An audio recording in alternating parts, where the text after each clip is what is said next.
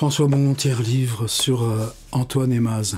Antoine, 2 ans de moins que moi, né en 1955. C'était souvent troublant parce que grande ressemblance de tronche et de bobine avec mon propre frère, né en 1955. Je crois que ça a toujours travaillé un petit peu dans notre rapport, ça. Antoine, un boulot de prof qu'il a accompli jusqu'au bout à Angers, avec des terminales. Je crois qu'il y avait son nom de prof, Antoine Petit, et puis de l'autre côté, il y avait celui qui remplissait des cahiers. Il en a laissé, je crois, 160. Pour ma part, ce qui nous a aussi soudés dans la relation, il avait fait un petit extrait de ces cahiers.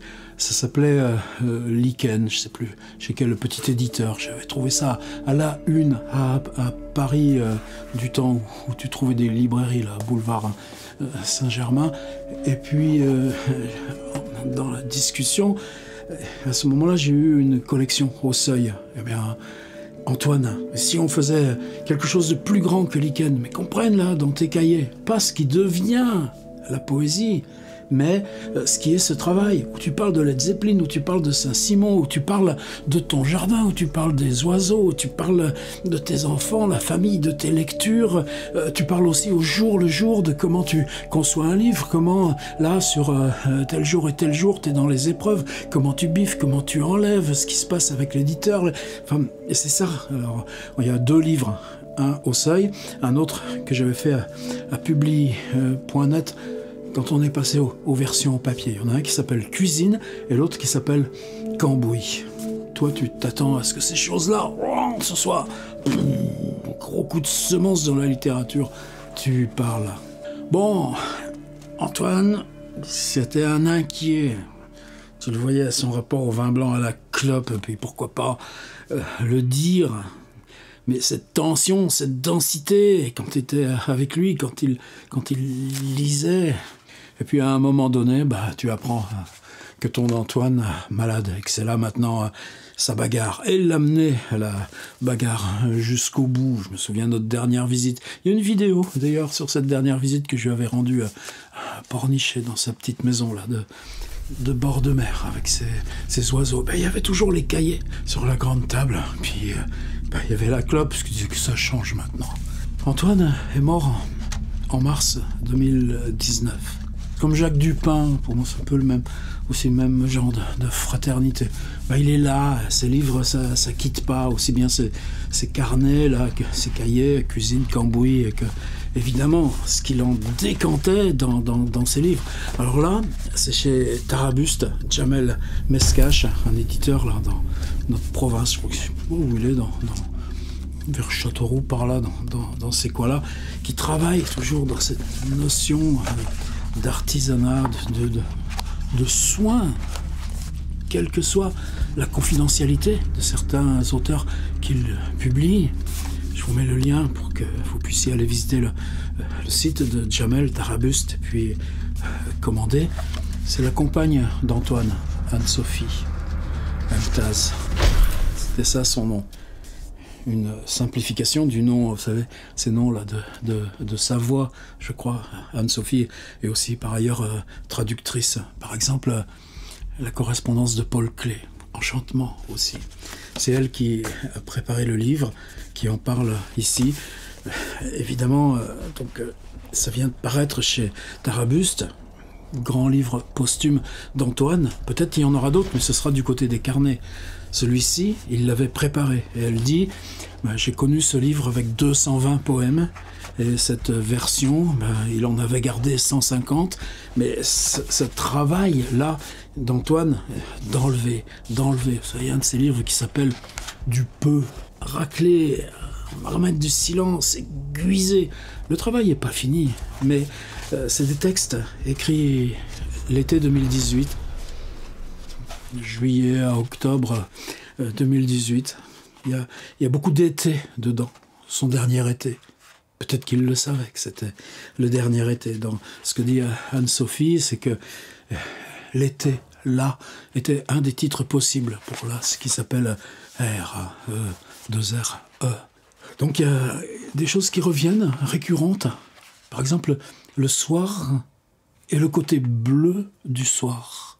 Bon, tu le prends comme la possibilité aussi de te glisser là, juste discrètement dans le travail d'Antoine, comme dans tout le reste de son boulot. Il y a le corps, le corps, le corps, il y a l'écriture, l'écriture, l'écriture, les mots, l'assemblage, la racle, le boulot, ce que tu fais pour que ce soit toi, que enlever les mots, comment paradoxalement ça te pousse en avant jusqu'à la page. Alors si Jamel Mescache le publie maintenant, c'est parce que en novembre, à la fac de Nanterre, avec Dominique Viard, il y a un colloque sur Antoine, avec un versant parallèle à Lausanne. Ben, moi, je veux simplement vous en lire quelques-uns. Un mini-parcours, 150 poèmes. Peut-être être attentif à... Je les ai répartis un petit peu sur l'ensemble du livre. Au hasard, c'est la même densité partout. Mais comment...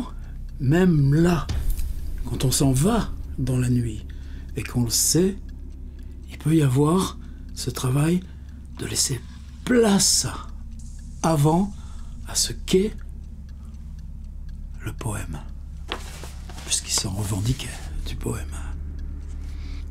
On n'a pas davantage au bout que le rien du départ. Donc, on n'est pas perdant, et qui se plaint? Le corps tiède, le sourire, le soir bleu sont dilués, effacés, passés dans les mots eux-mêmes passants. Reste peut-être un pâle sourire bleu tiède, assez pour tenir et continuer. Sinon, ce n'est pas la peine. Alors, c'est difficile d'entrer dans la voix d'un autre. Je connais Antoine lisant.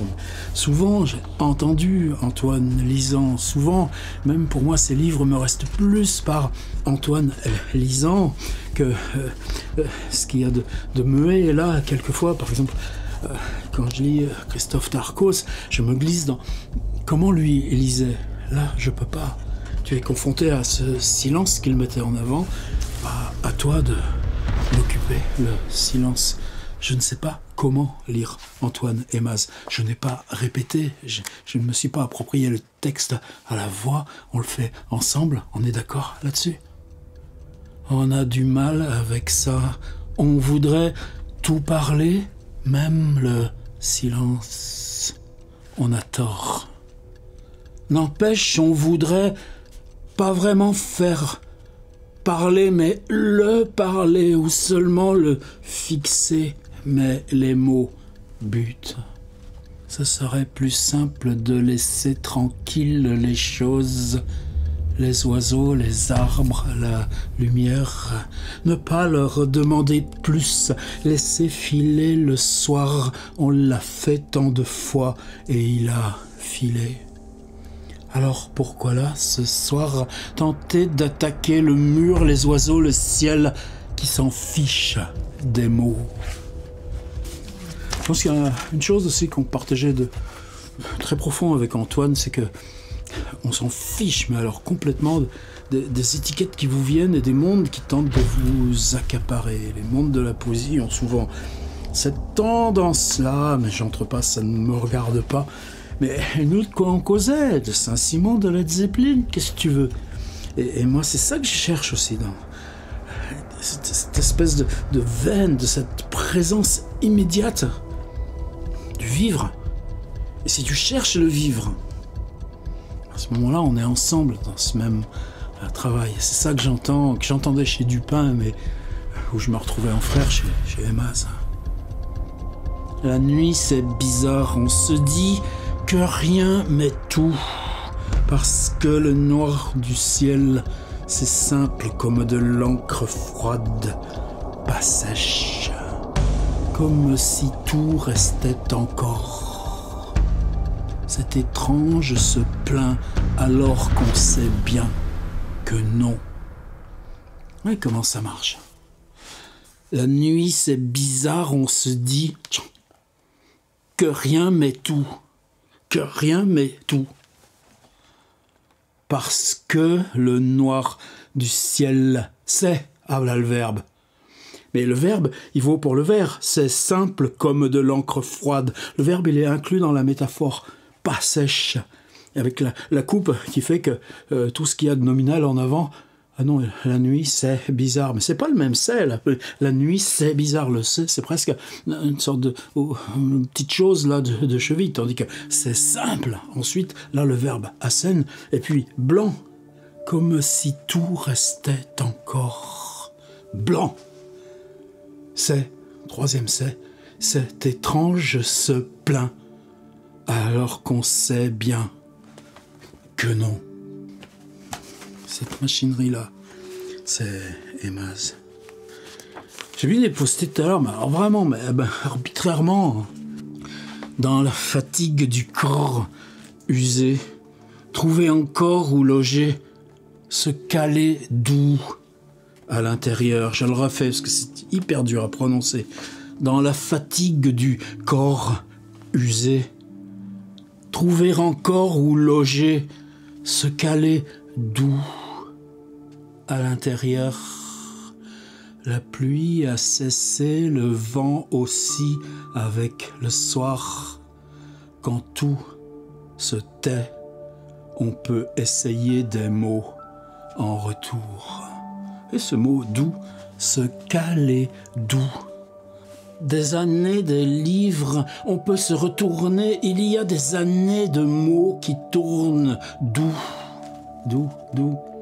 Même dans leur bruit assez vain, comme des oiseaux, des animaux familiers, d'anciens refrains ou des berceuses, tout s'égalise, se lisse, s'atténue et s'en va sans rien dire, sans plus d'importance que le soir, un soir, ce soir, sans importance, on allume la lampe.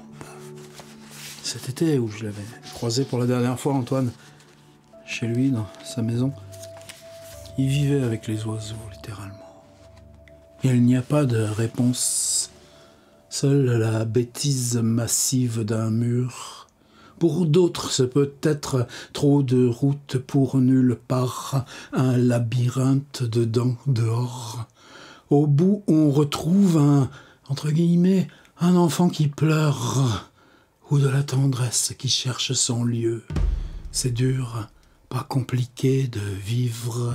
Avec les mots, on peut un peu aménager, se refaire, proposer un lieu où reposer la tête, poser l'exil et souffler sur le feu pour repartir demain. D'ailleurs, Jamel, il n'y aurait pas une petite coquille là, un lieu où reposer la tête. Accent grave, c'est pas grave, je vais le rajouter. Bon, Antoine, il l'aurait fait. Et ça, par contre, et ce côté-là, je suis pas légitime à parler poésie. Mais à un moment donné, tu sais qu'il suffit de lire les lettres et les laisser dans leur rythme, là, tel que c'est de matière, quoi. Si tu les touches là, comme des cailloux, à ce moment-là, tu sais que c'est de la langue, et la langue, elle se partage pas. Pour d'autres, ça peut être trop de route pour nulle part, un labyrinthe dedans, dehors. Il n'y a pas de réponse, seule la bêtise massive d'un mur. On a cheminé déjà dans le livre. 25-08-18, tout est daté. La tête a travaillé la journée, a fui, c'est simple, le temps, on a déjà eu, c'est simple. Le temps passe aussi sur les mots vagues. Reprendre pied, c'est parfois seulement rester là et attendre pour rien jusqu'à fermer les yeux sans perdre la partie, seulement cesser de jouer. Alors parfois peuvent... Non, faut pas peser là. Alors parfois peuvent venir en main des mots comme des dés neufs. C'est cela qu'on attend, Mallarmé. Un coup de dé n'abolira jamais le hasard. Mais là, vous voyez comme il vous le syncope en temps faible, puis que Des mots comme des dés neufs. Poète ou pas, quelle importance. Lorsque la nuit refoule en vrac des débris de vie, bouts de temps, souvenirs ébréchés qui passent et puis se perdent dans le noir du ciel, tournis, silencieux, lent, on n'en retient rien.